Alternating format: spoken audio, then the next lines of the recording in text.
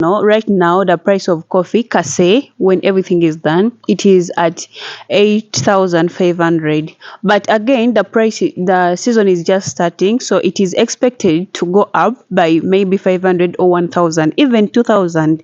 So be sure of the profits. Mwanyi kyalibadde kyamagezi omuntu okuinvestinga mu sente z'omu mwanyi oye bw'oba oli eyo ng'olina emmwanyi zo olina zirabirira otya akatale oyinza kajjawa. Geza omuntu atunze emmwanyi enkalu asinga abeera akola amagoba mangi okusinga ono aba atunzidde ku musiri oba atunze embisi.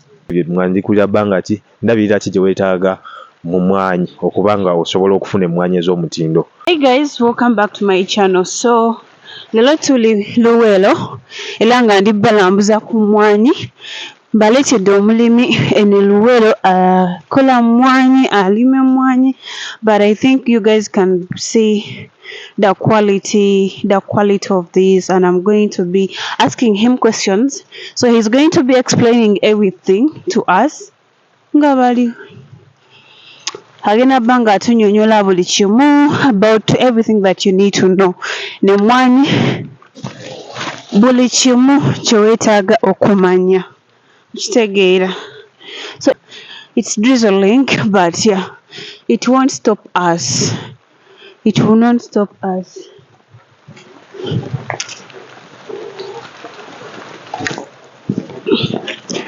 Bandeseno, but I want to show you zinene mwanyi banatelo zino. I think in 1 month you're going to know that. Kitegeera.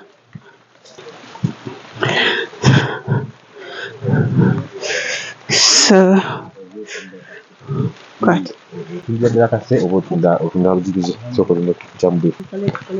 Kakati olwaleero tuli mu musiri gwa mmwanyi nga bwe mulaba, tuzze okuddamu ebibuuzo ebisinga ku bikwatagana ku mmwanyi. Kyalibadde kyamagezi omuntu okuinvestinga mu sente z'omu mmwanyi oye bw'oba oli eyo ng'olina emmwanyi zo olina zirabirira otya akatale oyinza kajjawa. Ebibuuzo ng'ebyo mwandikulira bbanga ki ndabirira ki gye weetaaga mu mmwanyi okuba nga osobola okufuna emmwanyi ez'omutindo. So ebintu ng'ebyo tukwataganye ne faamu olwaleero nnene bweti, tugenda kuba nga tumanya ebintu ebisinga ku mmwanyi. So kambawo omwami ono abeeyanjulire abeere nga babuulira ebintu ebisinga. Ssebo kakati ssebo weebala okulima emmwanyi okusooka. Kale mukama wange. Kakati tubadde twagala abantu obabuuliremu gunene omusiri gwe tulimu ogw'emmwanyi gutudde ku bugazi bwenkana ki? Biri yiika 5 ssebo ez'emmwanyi we zitudde. Yiika 5. Kakati yiika 5 omuntu bw'aba nga ayagadde okulima emmwanyi okusooka wali muwagidde okuyingira twagala tutambuzeemu tusigire ekifaananyi mu bizinensi eno. Wali muwagidde okulima emmwanyi sente mweziri okugumiikiriza bwetagisa omuntu bw'aba nga ayagadde oyingiramu kyalibadde kirowoozo kirungi. Kirowoozo kirungi kasita aba nga alina obusobozi. Asobola okulima obusobozi bwe bukola kiwukoma ssebo. Kakati omuntu tugeze ali eyo alina yiika emu. Olowooza omuntu bw'alima yiika emu eyo emmwanyi oyinza okuggyamu sente eyinza ovaamu sente ez'amagoba. Omuntu ali eyo nfuna mpola agamba manyi kanfune kayiika emu tandikiraawo mpola mpola, naye omuntu wa yiika emu asobola okuggyamu sente. Asobola okufunamu sente z'aba ayagadde ssebo. Kisinziira ku ndabira gy'aba azirabiriddemu. Kale oyogedde ku ndabirira, bwe tuba tutandika emmwanyi zino eno ki kye waleetaaza okukola n'okukakasa nga oli mu kutandika ozirima? Ki kye waleeta kino eno gy'olina osimbiramu? Tubuulireko ku bintu ng'ebyo. Tekiriiko sizoni.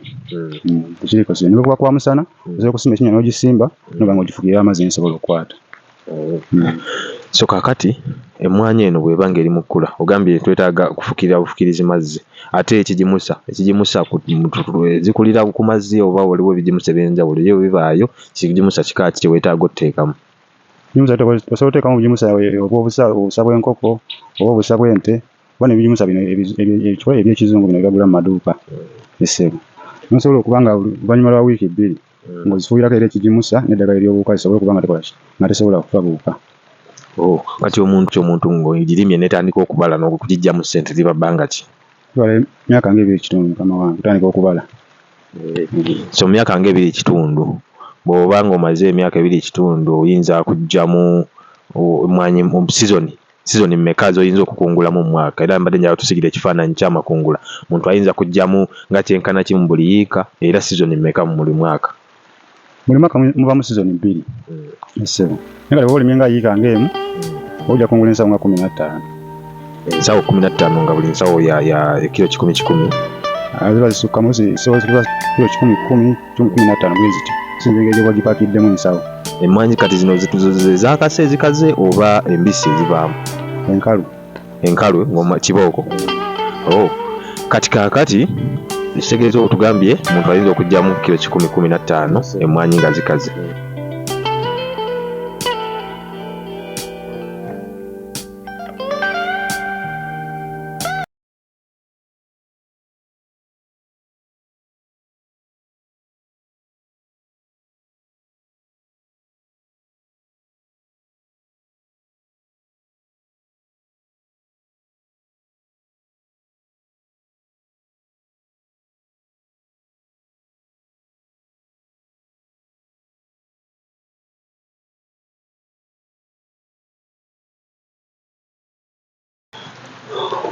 Kakati awo byonna byotugambye omuntu ali eyo yali yagadde okumanya ku bulwadde bw'emmwanyi kubanga era waliwo abakola ne bafiirwa. Twagala oyogere ku bulwadde buva ku ki and then twogereko ne ku kireerya because abantu abamu bafuna eyo challenge naddala abantu abasuubula emmwanyi embisi. N'asuubula nga mbisi asuubudde kilo 100 n'atuuka eyo n'afunamu kilo 10 naye nga kibadde kireerya. Naye wano nga kiraga nti no zibadde nnungi so osobola otandikira awo n'otubuulira kiva ku ki na muntu akyewaza atya.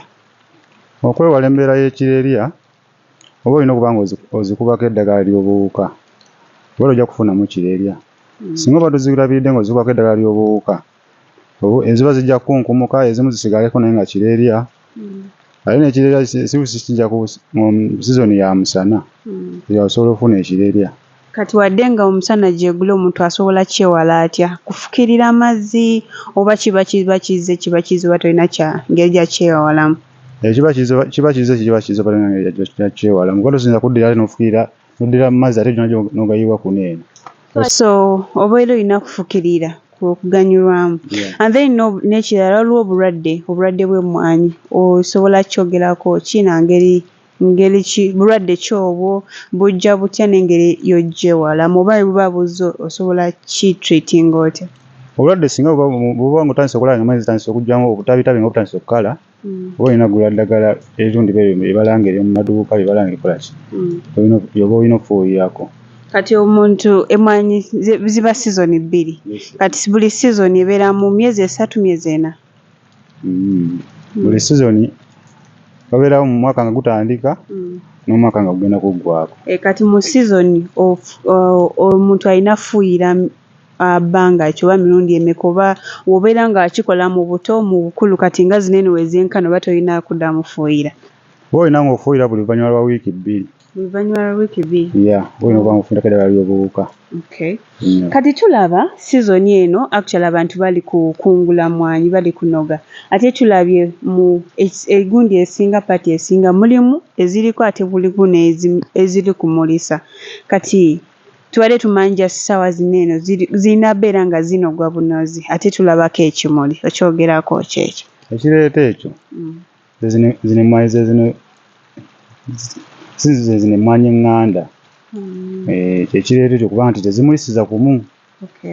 Buli kaseera olina okuba ng'onogaanogako kubako enkulu kubako ezengedde kubako ezinalira okukola ki kwengera kireeta ekyo. Kaakati tulabye eyo mu faamu nga waliwo wali sayidi erimu muwogo erimu amatooke erimu ebintu eby'enjawulo. Lwaki ebiseera ebisinga emmwanyi zino bazitobeka era kiri kirungi oba somehow ki-affecting emmwanyi? Tekiba kirungi kuteekamu bitooke era ne bamusangirira ebitooke obufidde bigenda okubikola okubiteeka bigenda kuvaamu emmwanyi sigale nga ziri wasigadde watangaala zokka.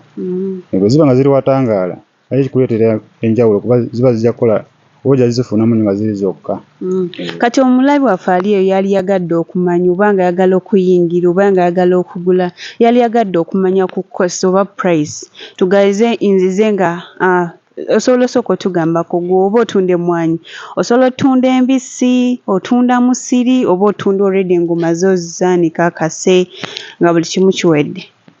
kyandibadde kirungi omulimi munnange ali eyo naye yeegombye okulima emmwanyi. Emmwanyi okugifunamu n'agitunda ng'atunda nkalu oba ng'agitotte ku kyuma n'atunda kase yennyini. Awo oba ogifunamu. Kati olowooza ki ekireetera abantu okutunda emmwanyi embisi n'agitundira ku musiri? Oluusi ekibetundisa ku misiri kusinzira abantu baba bali nabo bayinza omuleetera okuzitunda nga bazibba nga bazisobola ozibwa nga bazimulemesa. Ekitegeeza omuntu atunze emmwanyi enkalu asinga abeera akola amagoba mangi okusinga ono aba atundidde ku musiri oba atunze embisi. Kituufu sikuwagira kutunda mmwanyi mbisi kuba tojafunamu kukola kyewokola tojafunamu magoba ge wandifunyemu otunze enkalu. Kati omulabi waffe ali oyo yali agadde omuntu yenna ayagala okuyiga okuzima emmwanyi agala a lot of knowledge or different knowledge about growing coffee wali muwadde magezi ki asobola okujja n'omuyigiriza asobola okujja n'omusomesa oba asobola okugenda ewuntu omulaba oba akiveeko buvi? Asobola okujja ne muyigiriza bwe nkikolamu sikirinaako buzibu. Naye nga wali advising abavubuka abali eyo okujja okujoyininga okukola emmwanyi? Sikirinaako buzibu ekyo. Kale okay guys, for those of you who don't know, right now the price of coffee kase when everything is done it is at 8,500, but again the season is just starting, so it is expected to go up by maybe 500 or 1,000 even 2,000, so be sure of the profits. So tugenda kwogerako n'omwami oyo agenda tubuulira about his prices, wadi wasuubira okutunda oba okungula, and for those of you who like to support him and everything that he has talked about and more information about that and coffee agenda ba abibabuulira. Basuubire ddi na bungi ki bw'osobola okufulumya mu acres 5 zino zitulambudde? Essaawa zino yenna ali eyo ng'owandiyagadde okunneegattako osobola okunsanga wano mbeera kikyusa, osobola okunsanga obuuza ne bakuleeta oba nga weetaaze oba okusuubula mmwanyi. Sizoni eno nsuubira okufunamu emmwanyi ensawo nga 5 sizoni eno. Kuba ezimu zikyali nto tezinnaba kutandika kussaako, kuba ezaatandika okussaako 3 ka 3 nsobola okungulamu ensawo 5 ago enkalu. Yenna yandiyagadde okunneegattako nja kukwaniriza ensanyu eringi ng'otuuse wendi. Njakubuulira buli kimu bwe kyetaagisa bw'olina okukola osobola okufuna mu mmwanyi. That's what we had for today. If you need more information, you're going to, as usual, you're going to go into my description. You're going to find my contact and his contact. I'm going to be, I'll link you to this guy and more farmers. If you're interested in learning, please come and join. It is a very profitable business. I will advise you to join coffee farming, and bye.